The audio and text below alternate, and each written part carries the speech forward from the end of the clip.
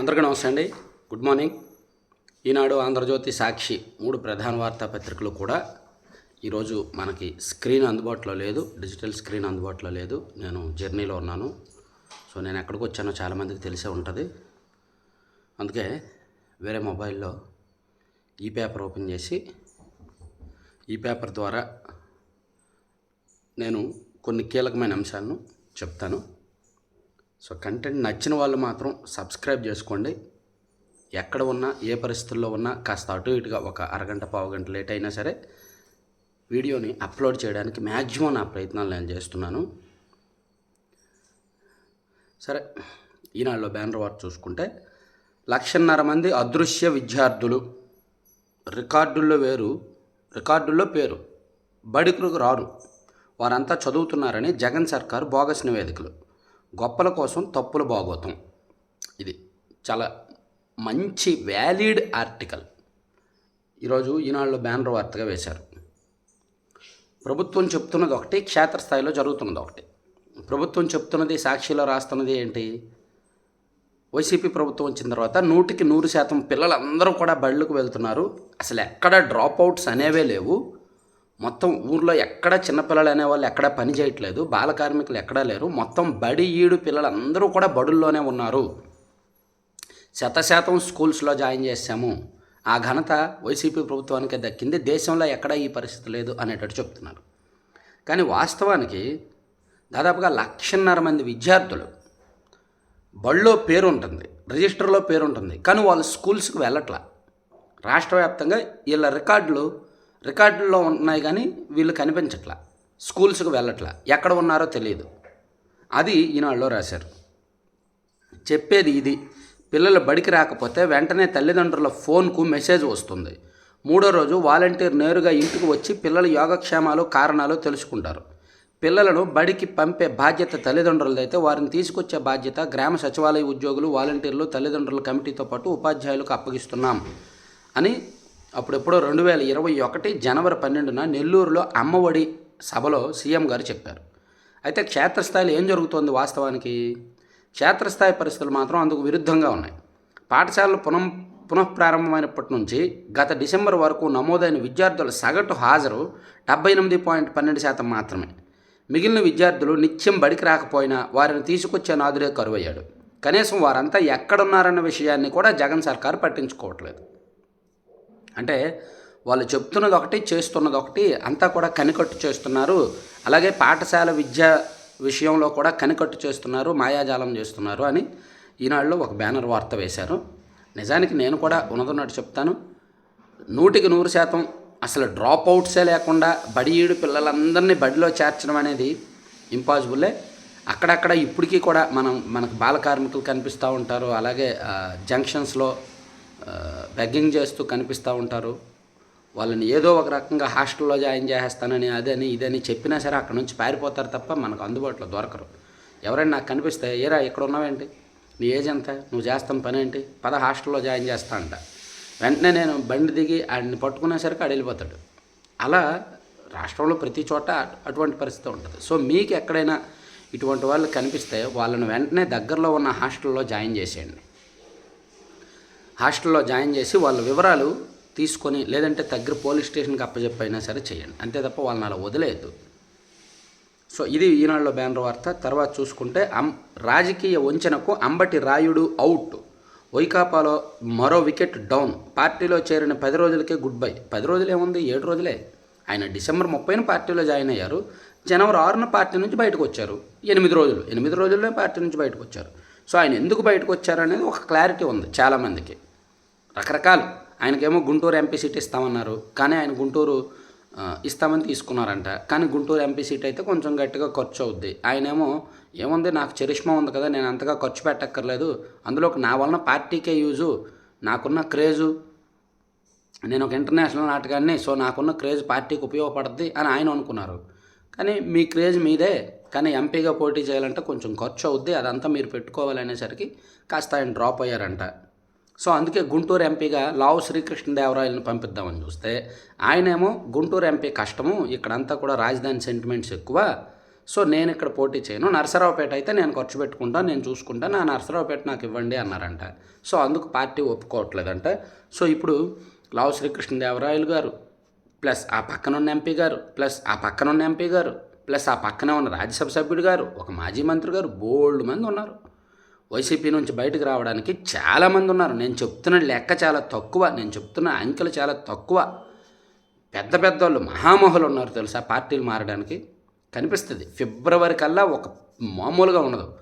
ఫిబ్రవరి కల్లా పార్టీలు ఏంటి వీళ్ళు కూడా వైసీపీ నుంచి బయటకు వచ్చేసారా అనిపించేలా నోరు ఎల్లబెట్టుకొని చూస్తారు. టీడీపీ వాళ్ళు కూడా నమ్మలేరు, ఏంటి వీళ్ళు కూడా వైసీపీ నుంచి బయటకు వచ్చేసారా అని.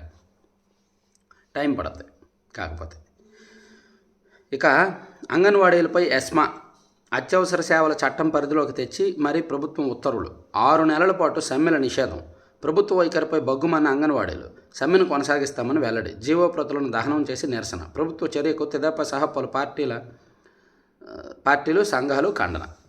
అంగన్వాడీలు చిరుద్యోగులు. నిజంగా నాకు అంగన్వాడీల సమ్మె చూస్తే నాకు ఒకటి గుర్తొస్తుందండి. అంగన్వాడీలకు ఉన్న తెగువ, ధైర్యం, సాహసం, మొండితనం, పట్టుదల ఉద్యోగులకు లేదు, ఉపాధ్యాయులకు లేదు. ఉద్యోగులు ఎంత గట్టిగా సమ్మె చేశారా, ఇన్ని రోజులు సమ్మె చేశారా, పాపం వాళ్ళ డిమాండ్లు సాధించుకోలేక తలొగ్గారు. తలొంచి మనసు చంపుకొని, ఆత్మాభిమానాన్ని, ఆత్మగౌరవాన్ని చంపుకొని, వాళ్ళ డిమాండ్లు సాధించుకోలేక, వాళ్ళు అనుకున్నది తెచ్చుకోలేక, కుయ్యో ముర్రో అనుకుంటూ 1వ తేదీనో 5వ తేదీనో 10వ తేదీనో జీతాలు కూడా సరిగ్గా పడతాయో లేదో తెలియక ఏమీ చేయలేని నిస్సహాయ స్థితిలో ఉద్యోగులు ఉన్నారు, ఉపాధ్యాయులు ఉన్నారు. కానీ అంగన్వాడీలు చాలా చిరుద్యోగులు. ఉద్యోగుల్లాగా, ఉపాధ్యాయుల్లాగా పెద్ద చదువుకున్న వాళ్ళు కూడా కాదు వీళ్ళు. వాళ్ళంత డబ్బులు ఉన్న వాళ్ళు కూడా కాదు, వాళ్ళంత సంపాదన పరులు కూడా కాదు. కానీ వీళ్ళు చూడండి, మహిళలు ఎంత మొండిగా పోరాడుతున్నారు, ఎన్ని రోజుల నుంచి సమ్మె చేస్తున్నారు. ఎస్మా ప్రయోగిస్తామంటే ప్రయోగించుకోండి, మాకేం, వీ డోంట్ కేర్ అని అంటున్నారు. నాకేం సంబంధం లేదు, నాకు వద్దు, మీరు ప్రయోగించుకోండి, మేమైతే సమ్మె కొనసాగిస్తాం, మీరు ఏం చేస్తారో చేసుకోండి అంటున్నారు. వీళ్ళకున్న తెగింపు, తెగువ, ధైర్యం దీనిలో సగం ఉద్యోగులకి, ఉపాధ్యాయులకున్న వాళ్ళ డిమాండ్లు వాళ్ళు సాధించుకునేవాళ్ళు. కానీ ఉద్యోగుల్లో ఏంటంటే అప్లికేషన్స్ ఎక్కువ. ఉద్యోగ సంఘాల నాయకులు ఉద్యోగుల బాగు కోసం చెయ్యరు ఎప్పుడూ కూడా. వాళ్ళ ప్రోపగండా కోసం, వాళ్ళ అప్లికేషన్స్ కోసం, వాళ్ళ బాగోగుల కోసం చేస్తారు. అందుకే ఉద్యోగులు అనుకున్నది నెరవేర్చుకోలేక చితికిలు పడిపోయారనమాట. ఉపాధ్యాయులు కూడా సేమ్ అంతే. పదవుల కోసం వెంపర్లాడి అప్లికేషన్స్ పెట్టుకొని లోపాయికారి చీకటి ఒప్పందాలు చేసుకొని సమ్మెలు చేస్తారు ఉద్యోగులు, ఉపాధ్యాయులు కొంతవరకు. అందుకనే వాళ్ళవి సక్సెస్ అవ్వవు, ఎక్కడో దగ్గర తలంచుతారు. కానీ చూడండి అంగన్వాడీలు ఎంత మొండిగా పోరాడుతున్నారు. ఎస్మా చట్టం తీసుకొస్తానంటే తీసుకొచ్చుకోండి, మేమైతే మాత్రం వెనక్కి తిరగం అంటున్నారు. అలాగే పారిశుద్ధ్య కార్మికులు, ఆశా వర్కర్లు, ఎస్ఎస్ఏ సిబ్బంది, ఉపాధి హామీ ఫీల్డ్ అసిస్టెంట్స్ అందరూ కూడా రోడ్డెక్కారు. ఇక 16,000 అడుగుల ఎత్తులో ఊడిన విమానం తలుపు, సురక్షితంగా ఎమర్జెన్సీ ల్యాండింగ్ చేసిన పైలట్. వామ్మో, రివ్వున ఆకాశంలోకి ఎగిరిన బోయింగ్ 737-9 మ్యాక్స్ విమానం గాలిలో ఉండగా తలుపు ఊడిపోయిందంట. టేకాఫ్ అయిన కొద్దిసేపటిగా జరిగిన ఈ అనూహ్య ఘటనతో బిత్తరపోయిన ప్రయాణికులు భయభ్రాంతులకు గురయ్యారు. వెంటనే అప్రమత్తమైన పైలట్ విమానాశ్రయ అధికారులకు సమాచారం ఇచ్చాక జాగ్రత్తగా వెనక్కి మళ్లించి సురక్షితంగా ఎమర్జెన్సీ ల్యాండింగ్ చేశారంట. నిజమే, అబ్బో చాలా రిస్క్. ఇక లోక్సభ సభ్యత్వానికి తెదేపాకు రాజీనామా చేస్తా, విజయవాడ ఎంపీ కేశినేని నాని ఎక్స్లో ప్రకటన. సో ఆయన నిన్న ఆల్రెడీ చెప్పారు, ఆయన బాధ ఏంటనేది కూడా మనం వీడియో చేసుకున్నాం. ఆయన ఎందుకు టీడీపీకి ఇలా వ్యతిరేకంగా మారారు, టీడీపీ ఎందుకు ఆయన్ని పక్కన పెట్టింది అనేది కూడా మనం సెపరేట్గా ఒక ఏపీ 175లో ఒక వీడియో చేశాను, చూడొచ్చు. ఇక సీఎంను ఇప్పట్లో కలిసే పరిస్థితి లేదు, అధిష్టానం లెక్కలు వేరు, నా ఆలోచనలు వేరు, నరసరావుపేట ఎంపీ లావు శ్రీకృష్ణదేవరాయలు గారు చెప్పిన మాటలు కూడా వేశారు. సో ఇవన్నీ ఈనాడులో మొదటి పేజీ వార్తలు. తర్వాత ఇంకా లోపల పేజీల్లో కూడా కొన్ని వేశారు. లోపల పేజీల్లో కూడా చాలా పెద్ద పెద్ద వార్తలు వేశారు. అంబట్రాయుడు అవుట్ అని, వైకాపాలో వంచన వర్రి అని, అలాగే రాజ్యసభ ఎన్నికల బరిలో తెదేపా దిగుతుందంట. సో యాక్చువల్లీ 23 మంది ఎమ్మెల్యేలే తెలుగుదేశం పార్టీకి బలం ఉన్నారు. కానీ రాజ్యసభలో ఎంపీ గెలవాలి అంటే 40 ఓట్ల వరకు కావాలి. సో అందుకని ఈసారి రాజ్యసభ ఎన్నికల్లో తెలుగుదేశం పార్టీ పోటీ చేయబోతుందంట. ఇద్దరు ఆశిస్తున్నారంట. లాస్ట్ టైము రాజ్యసభ ఎన్నికల్లో వరల రామయ్య గారికి పోటీలో పెట్టారు, బలం లేకపోయినా ఓడిపోద్దని తెలిసిన. సో ఆయన ఓడిపోయారు. సో ఈసారి కూడా వరలరామయ్య గారికే ఇస్తే బెటర్. ఎప్పుడూ ఓడిపోయిన సీట్ ఆయనకి ఇస్తున్నారు. ఈసారి గెలిచే ఛాన్సులు ఉన్నాయి టీడీపీకి. ఒక 10 మందో 12 మందో వైసీపీ వాళ్ళే ఓటు వేసే ఛాన్స్ ఉంది. కాబట్టి టీడీపీ గెలిచే అవకాశం ఉన్నప్పుడు వరలరామయ్య గారికే ఇవ్వండి. ఓడిపోయింది ఆయనకి ఇస్తున్నారు అనే అపవాదం ఎందుకు? ఇప్పుడు కూడా వరలరామయ్య గారికే ఇస్తే బెటర్. ఇక దక్షిణ కోస్తాలో వైకాపాకు భారీ షాక్ అని గుంటూరు, ప్రకాశము, నెల్లూరు ఈ 3 జిల్లాల్లో పెద్ద పెద్ద నాయకులు, భారీ నాయకులు, పేరున్న నాయకులు వాళ్ళందరూ కూడా వైసీపీని వేయడానికి రెడీగా ఉన్నారు అనేది ఈనాడులో మరొకటి రాశారు. సో ఇవన్నీ కూడా మనం ఈనాడులో చూడొచ్చు. ఈనాడు తర్వాత సాక్షి చూద్దాం. సాక్షిలో పల్లె సీమల కలకల, ఆర్బీకే వ్యవస్థతో మారిపోయిన వ్యవసాయం రూపురేఖలంట. సో నేను దీన్ని అయితే ఏకీభవించనండి. వ్యవసాయం రూపురేఖలు మారిపోయినాయి అంటే రైతులు మామూలుగా తన్నారు. గ్రామాల్లోకి వెళ్ళి ఈ వార్త చూసి, అన్న ఏంటి మీ ఊర్లో వ్యవసాయం రూపురేఖలు మారాయంట కదా, మీరు 4 సంవత్సరాల్లో బాగా లాభపడ్డారు, బాగుపడ్డారంట కదా అంటే దాన్ని తరిమేస్తారు అక్కడి నుంచి ఖచ్చితంగా. ఏ రైతు బాగుపడ్డాడు? రైతుల బతుకులు మారిపోయినాయా? ఆర్బీకే వచ్చిన తర్వాత రైతుల బతుకులు మారిపోయినాయా? ఏ రైతు లక్షాధికారి అయ్యాడు? అసలు ఏ రైతుకి 100% గిట్టుబాటు ధర ఇస్తున్నారు? అసలు ఏ రైతుకి అన్నీ అనుకున్న టైంకి ఇస్తున్నారు? సో ఒక భజన వార్త సాక్షిలో రాశారు. గతంలో విత్తనాలు, ఎరువుల కోసం పడిగాపులంట, నేడు సీజన్కు ముందుగానే నాణ్యమైన ఉత్పాదకాలంట, రవాణా, లోడింగ్ ఛార్జీలు ఆదా అంట, గ్రామాల్లోనే పంట కొనుగోలు, సాగు మెలకువల శిక్షణతో పెరిగిన నాణ్యత దిగుబడులు, ఆర్బీకేల ద్వారా ఆక్వా రైతులు, పశుపోషకులకు సేవలు, పొరుగు రాష్ట్రాలకే కాదు ఇతర దేశాలకు ఆదర్శంగా సేవలు, అంతర్జాతీయ ప్రశంసలు, ఏటా అవార్డులు, రివార్డులు, 3.5 ఏళ్లలో పండుగగా వ్యవసాయం అంట. వ్యవసాయం పండుగలా మారిస్తారంట జగన్మోహన్ రెడ్డి గారు వచ్చాక. అది సాక్షిలో వేసిన బ్యానర్ వార్త. తర్వాత దేశంలో ధనస్వామ్యం, పైసలు ఉంటేనే టీడీపీలో సీట్ల కేటాయింపు. అవును, మరి వైసీపీలో నిరుపేదలకు ఇస్తున్నారు, వైసీపీలో పైసలు లేని వాళ్ళకి టికెట్లు ఇస్తున్నారు కదా. అంబట్రాయుడు గారు ఎందుకు వెళ్ళిపోయారు అడగండి చాలు. అంబట్రాయుడు గారు పార్టీ నుంచి ఎందుకు బయటకు వెళ్ళిపోయారు అడగండి చాలు.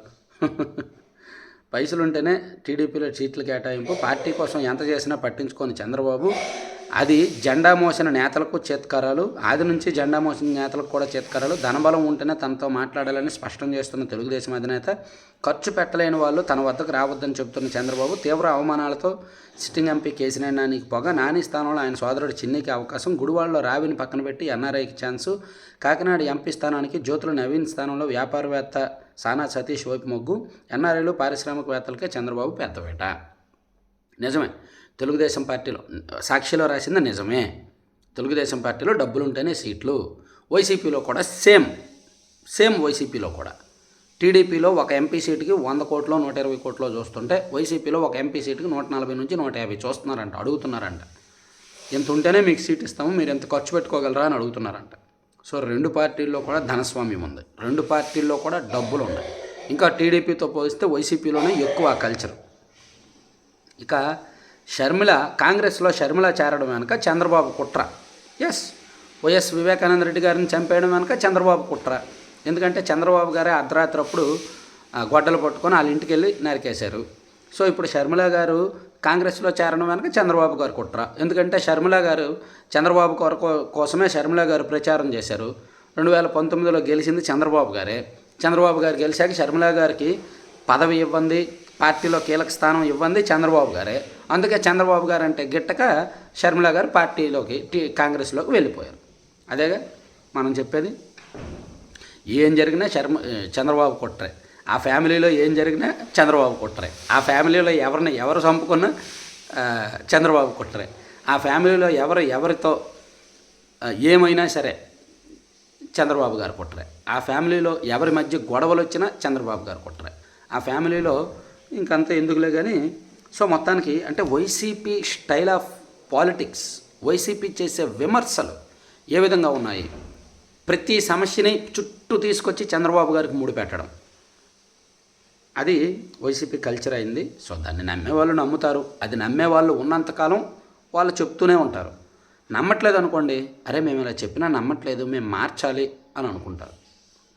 సో నమ్మే వాళ్ళ కోసం అది. ఇంకా అత్యవసర సేవలకు ఇబ్బంది రాకూడదని అంగన్వాడీల మీద మెస్మా పెట్టామని చెప్పారు. తర్వాత సో అది తర్వాత ఆంధ్రజ్యోతి చూసుకుంటే మా ఓటమికి జగన్ చాలా చేశారు అని రేవంత్ రెడ్డి గారు ఏబిఎన్ ఆర్కే గారితో బిగ్ డిబేట్లో మమ్మల్ని ఓడించడానికి జగన్మోహన్ రెడ్డి గారు చాలా హెల్ప్ చేశారు, కేసీఆర్ గారికి హెల్ప్ చేశారు, కాంగ్రెస్ పార్టీ ఓటమి కోసం నేను సీఎం అవ్వకూడదని చాలా ప్రయత్నం చేశారు అని మా లెక్కలు మాకు ఉంటాయి అనేటట్టు రేవంత్ రెడ్డి గారు ఇచ్చిన ఇంటర్వ్యూ ఒకటి చేశారు ఆంధ్రజ్యోతిలో. అది ఇంట్రెస్ట్ ఉన్న వాళ్ళు ఆంధ్రజ్యోతిలో నిన్న వచ్చింది, చాలామంది చూసే ఉంటారు. తర్వాత అడ్డదిడ్డం గడ్డం గాని గుడివాడ నియోజకవర్గంలో జరుగుతున్న అరాచకాలను, అక్రమాలను, భూదందాలను, అక్రమ వసూళ్లను ఆంధ్రజ్యోతిలో రాశారు. అలాగే అంగన్వాడీల గురించి కూడా ఆంధ్రజ్యోతిలో బ్యానర్ వార్త వేశారు. అంగన్వాడీల పోరుపై చీకటి చట్టము, జగన్ సర్కార్ బరితెగింపు, యస్మాస్త్రం అని అదొకటి వేశారనమాట. అలాగే ఫ్యాన్కు ఉక్కపోత, వలసలతో వైసీపీ విలువెల, రాష్ట్రమంతా అసమ్మతి సెగలు, డైలీ సీరియల్లో వీడ్కోలు, తాజాగా అంబటి అవుటు, అదే బాటలో నలుగురు ఎంపీలు, సవాల్గా ఎంపీ సీట్ల ఎంపిక, మరోవైపు ప్రజల్లో తీవ్ర వ్యతిరేకత, సమ్మెలతో సర్కారు ఉక్కిరిబిక్కిరి, డేలా పడుతున్న పార్టీ క్యాడర్ అని. సో వైసీపీలో జరుగుతున్న అంతర్గత వ్యవహారాలను, వైసీపీలో వరుసగా ఒకవైపేమో పార్టీ నాయకులు బయటకు వచ్చేస్తున్నారు, ఇంకోవైపేమో జాయిన్ అవ్వడానికి ఎవరు కొత్త వాళ్ళు ముందుకు రావట్లేదు, మరోవైపు ప్రభుత్వానికి వ్యతిరేకంగా అనేక వర్గాలు రోడ్డు ఎక్కుతున్నారు. సో ఇదంతా కూడా ఫ్యాన్కు ఉక్కపోతా అని చెప్పి ఆంధ్రజ్యోతిలో రాశారు. సో ఇవి 3 పత్రికలకు సంబంధించిన వార్తాంశాలు. మరిన్ని కీలకమైన అంశాలతో మళ్ళీ సెపరేట్ వీడియోలు చేద్దాం. Thank you.